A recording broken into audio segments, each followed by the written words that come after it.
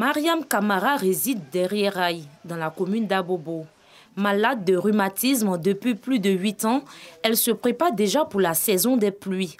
Une période difficile pour elle. Tous les jours, je paye mes médicaments, mais si la pluie vient nette, je ne peux pas marcher.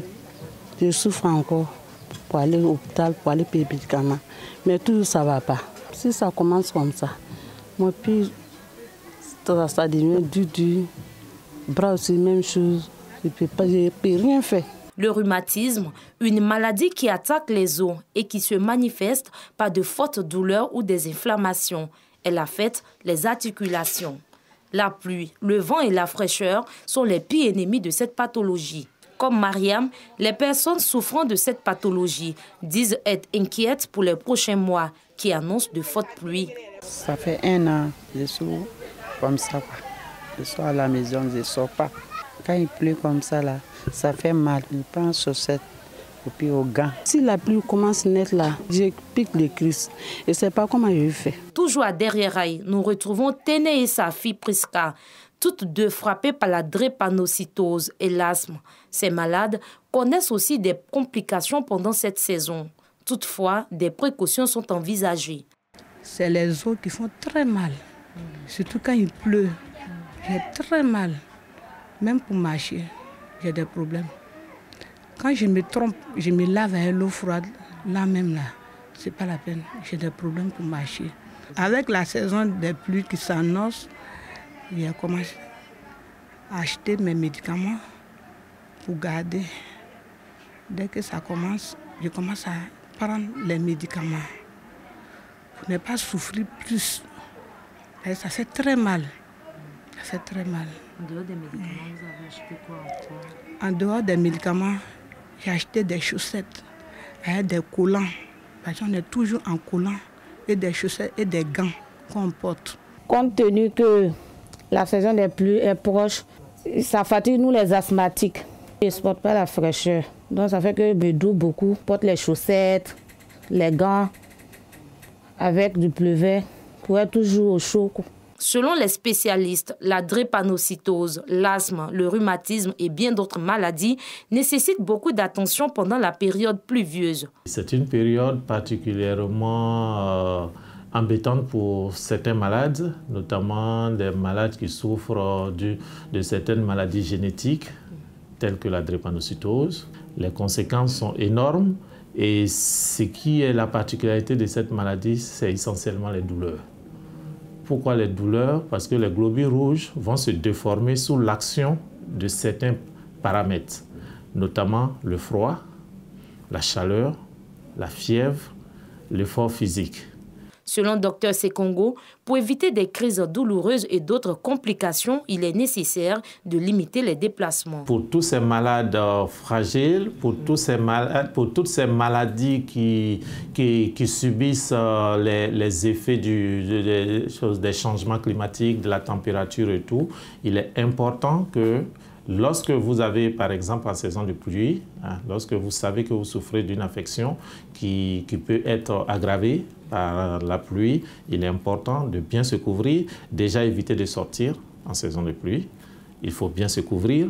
Et lorsque vous devez sortir, il faut prendre quand même un minimum de précautions. Outre la drépanocytose, l'asthme, le rhumatisme, la grippe et le paludisme sont aussi des maladies opportunistes pendant la saison des pluies.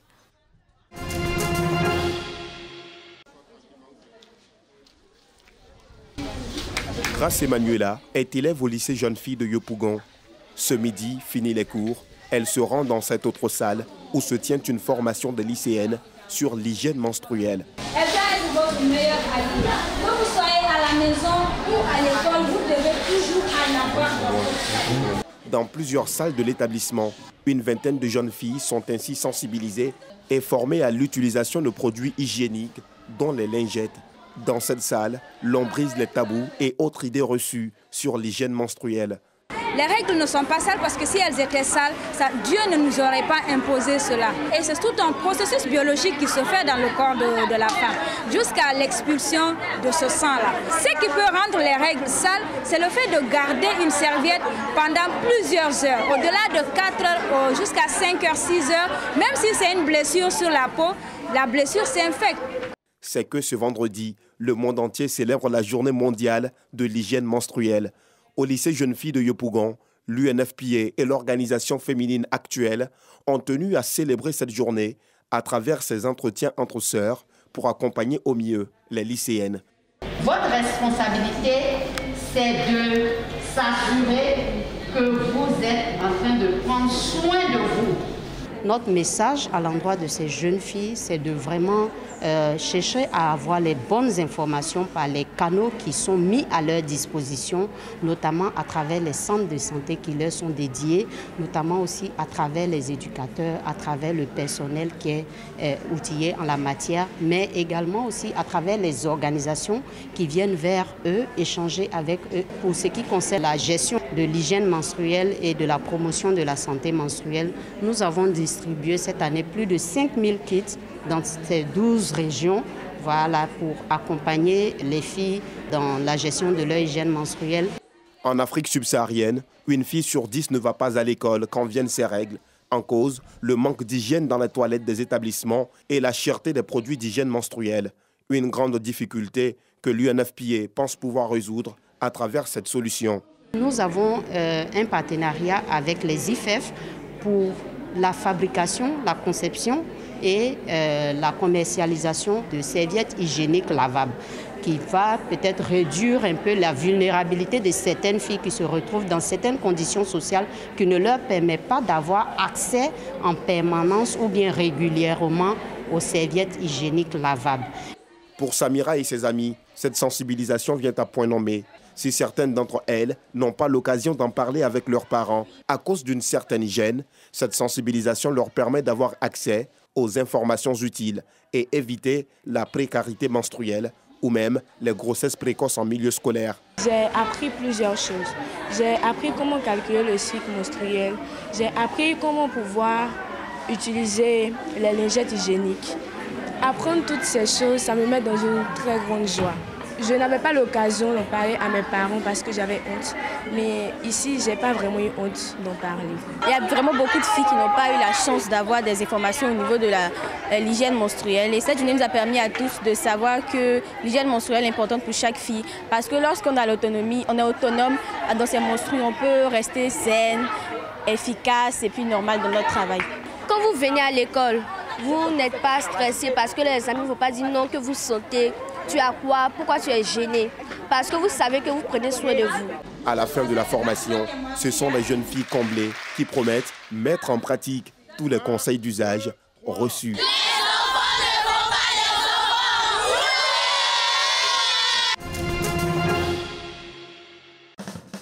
Une cérémonie festive au son de la fanfare et de quelques prestations artistiques pour célébrer les femmes, les mères de la radiodiffusion télévision ivoirienne.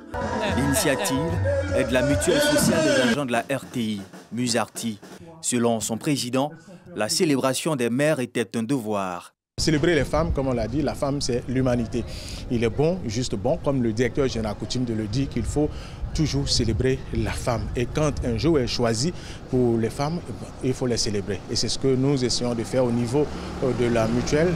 Marraine de la cérémonie, Arlette Badoum-Guessan, ministre de la Culture et de l'Industrie des Arts et du Spectacle, a quant à elle remercié les initiateurs pour le choix porté sur sa personne et prodigué à ses sœurs quelques conseils. En tant que travailleuse compétente, je vous exhorte à plus d'abnégation et de détermination dans votre rôle de mère, d'épouse et de collaboratrice. Pour ces belles années qui se dressent fièrement devant vous, je sais pouvoir compter sur vous pour relever les défis et redorer le blason de la mutuelle. Des mains de la marraine, les femmes de la RTI ont reçu successivement, avec beaucoup de joie, des cadeaux de la part de leur mutuelle. Aujourd'hui, je suis heureuse d'être à cette célébration des mamans de la RTI Et je voudrais pour ce faire saluer vraiment le président de la Musarti, le président Alvorassa, pour les actions fortes qu'il pose. Je dis merci à la Musarti, au président de la Musarti. Et puis je souhaite bonne fête de mère à toutes les mamans du monde et à toutes les mamans de la RTI. Il faut remonter à la Grèce antique pour retrouver les premières traces de célébration des mères, dédiées à l'époque à Rhéa, la mère des dieux. Cette année, la fête des mères en Côte d'Ivoire sera célébrée le dimanche 30 mai prochain.